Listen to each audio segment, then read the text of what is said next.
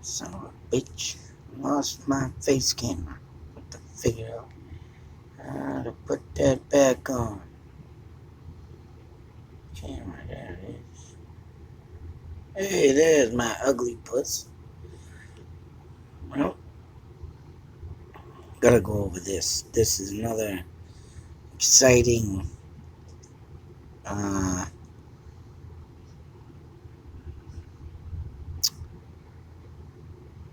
exciting place that I have literally passed, I would say, 1,000+ times as a child, as a adult, and even to this day when I still go driving around, I always had, always looked at this pond. Always had that feeling. Thanks to my man Dave in Vermont, I guess I wonder why I've had these feelings. Just like figuring out I don't know where this guy came from, but looking into this history of Massachusetts and these areas of Littleton, Shirley, and so forth, and finding out that my visitor at 6 years old could have strongly been a Native American spirit jumping in the road. Which brings me to this. An Indian belief related to John Mitchell and trespassing is that, I guess this is a book, is that Nagog Pond as supposedly home of a water monster in the time of the Neshoba praying Indian village, according to Mitchell. Apacinic is water beast. That's the name. Apacinic was a water beast that lived deep in the pond. It had horns and a grayish, or no, yeah, grayishing beak. Oh no, what the hell is that word? And would beach up out of the waters at certain times and draw eternals of passing villages down into passing villages down into its depths. It's so if there was anybody along the shoreline of this thing would supposedly come up and snag them underwater. This is a portrait of it, and Indian water monsters. Now, for this damn thing to have even exist, or who knows if it still exists, probably the thing is probably dead, of course. But then again, never know. Now, this thing being said, I mean, there's so much stuff that this guy did and covered so many places. And even, I believe it's Neshoba Hill, which is, I got the number saved and everything. I'm going to be calling today. But the Neshoba Valley ski area, I believe that's Neshoba Hill. And supposedly back in the day, it used to be right there, partly in Westford, known by the name of Neshoba Hill. Earth noises heard in the shoulder at the time were loud humming sounds that emerged from beneath the praying Indian village. This is recorded in writings of John Eliot, who knew the village well and lived there off and on while preaching. The Littleton Town Clerk's report from 1896 references Eliot in his regard. He came to this place to visit his wards. So John Eliot is speaked of in the this guy in the Great Powwow, the book I have of the King Philip War. And this guy used to go around trying to get the praying Indians to pray their beliefs of the English, get in beliefs of God, and do what the white man does. So this is pretty much another attempt, right?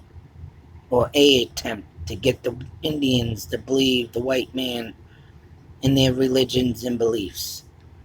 That's what this guy did. And this guy right here would go to this rock in Littleton, stand on it, and preach to the Indians. And that's pretty much where the Indians got their ways of not wanting to do the white man's dirty deeds and follow them, because what they were doing were wrong. So it leads me to believe once again that who knows what really lurks throughout the cursed lands of the Indian villages is right. So with this being said, and all these, this let alone could have been an Indian curse, maybe one that backfired, but all in all, this right here, even if it was true, they were calling that mountain something with the devil and all kinds of shit, leads me to where there was noises coming from down the road in the set of woods, which I gotta find out. I gotta call the Harvard Historical Society, because Willard himself would hear funky noises in a set of woods down the street from his home. I have yet to find where his home was actually, because there's two places that you can view Wachusett Mountain, and one of them is on near Fruitland Museums, where Sarah Edgard Sears, Miss Sears, made her Fruitland Museum, and in the vicinity of that area, I believe his house was. They do have an opening where you can stop on that road to see a clear view of the mountain range and Wachusett. But I want to be sure. But yeah, I gotta be careful what I'm asking for, because sometimes people take it the freaking wrong way. Oh, you're not allowed by his house. I've done that before. I've asked for a place near something. No, you can't go there. No, I don't want to go there. I want to go over here. But if I can get to them set of woods there too, there was funky noises of the wind. It said in the book, and you would hear noises throughout the woods. So all in all, you can just imagine what these Indians did is right in doing their shaman seance to keep the white man off of sacred lands. And when they got taken over, that even made it worse. So but these articles, as you can see, go on and on and on. I took in screenshots, and this ain't even half of them. But as you can see in here, these are the I gotta get to the Sarah Doublet Forest. She was the last known Native American in that forest that lived there, in the village. And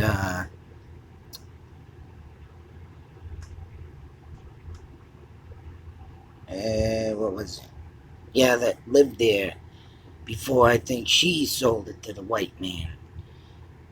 So that literally forest, as we speak of right now, was and is forever Indian living grounds.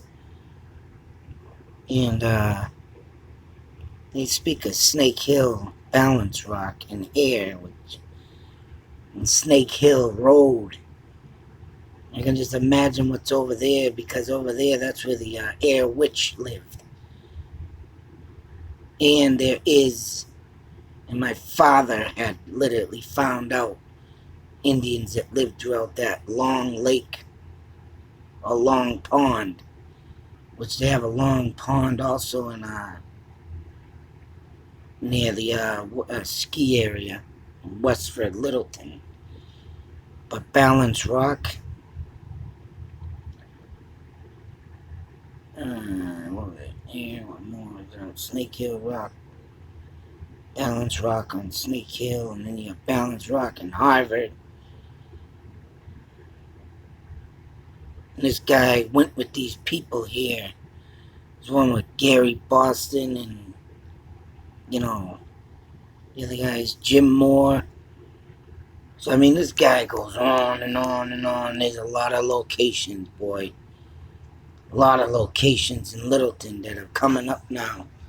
Like I said, I gotta thank my man Dave for all this. This is very, very awesome stuff. And, what is this? The Thunderbird. Another thing throughout the Massachusetts legends, especially near the Bridgewater Triangle. The Thunderbird is a very, very legend, Indian legend, which I think, there are birds similar to this out there, and they're friggin' huge. One of them is not a carnivore, does not eat, but it is friggin' lengthy in size. It could be something in them. I mean, this guy too. They talk about the turkey vulture. Them birds get fucking huge. But they claim the Thunderbird was at least 12 or 15 feet wide in wingspan. And then there's another one, an owl-looking creature here, which I forgot where they said that came up, but and here we have the Thunderbird lore. But also, like I said, there's a guy that claims up in Ashburnham, Ashby West Road, where I went up and did a video that they claim and call him the Batman, a wingspan man. So, could it be? That's why my Wachusett Valley Triangle matches up with the Bridgewater, because all this stuff that is seen in the areas, and now even more information comes up, even makes my triangle more, oh yeah, and the New England Triangle, where everything connects together.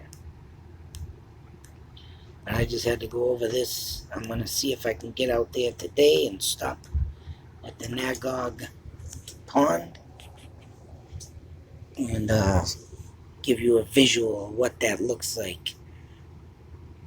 And like I said, I got a couple phone calls I gotta make. Till that next video, be safe, take care, and beware. You don't know what's out there. We don't know what's out there. And more stuff coming up like this, especially my visitor at 6 years old. Oh. I'm getting close to something. Something's getting close to me. And I'm going to wake it up and communicate out.